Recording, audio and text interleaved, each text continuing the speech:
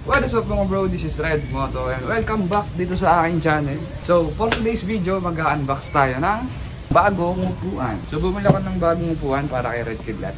Camelback seat cover, Camelback seat. So unbox natin siya ngayon tapos kakabit na natin. So yun guys, unbox na natin siya. So okay guys, unbox na natin tong bago nating upuan.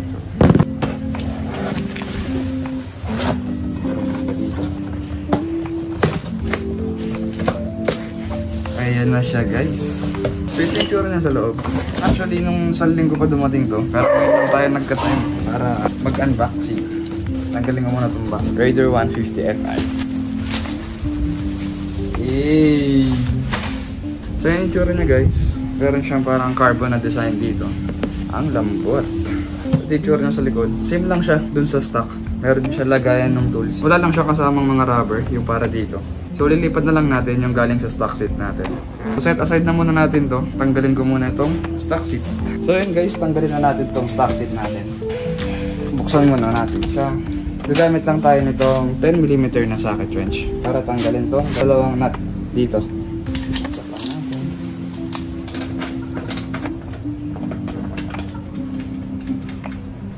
Ay, lalaglag pa. Ito lang tatanggalin natin guys. Tapos pwede na natin hatake. Yeah.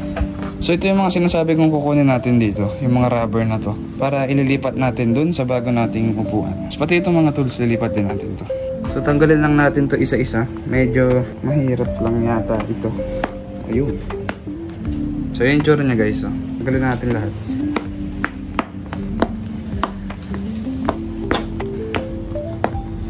Lipat na rin natin itong mga tools natin. So yun guys, ililipat na natin ngayon dito yung mga rubber sa tools, kakabit na natin. Kaya lang, meron tayong konting problema dahil yung butas sa kanya is medyo malaki para dito sa stock na rubber. Kumakapit naman siya, kaya lang, madali siyang matanggal.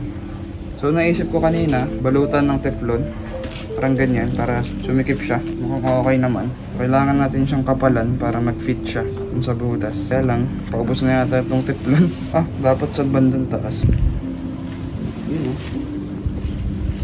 dahil ako ay tinatamad na, hindi pala siya didikit pag dumulong sa butas. Pwede ito teflon, bibilang ko na lang. So guys, ayan na, finally nakabit na natin ng mga rubber na to na pinahirapan ako ng malupit. So yung iba dyan naka-teflon, yung iba naka-glue na lang. Medyo malupag kasi yung mga butas niya. So yung stock na rubber, hindi siya ganun ka-fit. Mahirap na pagka tinanggal, baka malaglag. Importante rin yung mga rubbers na yan.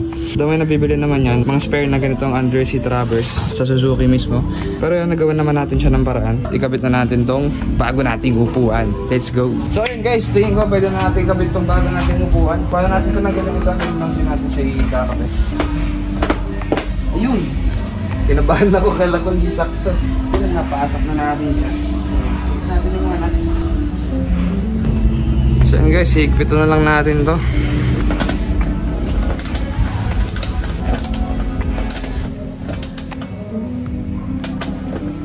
Tapos na guys. Unang harap.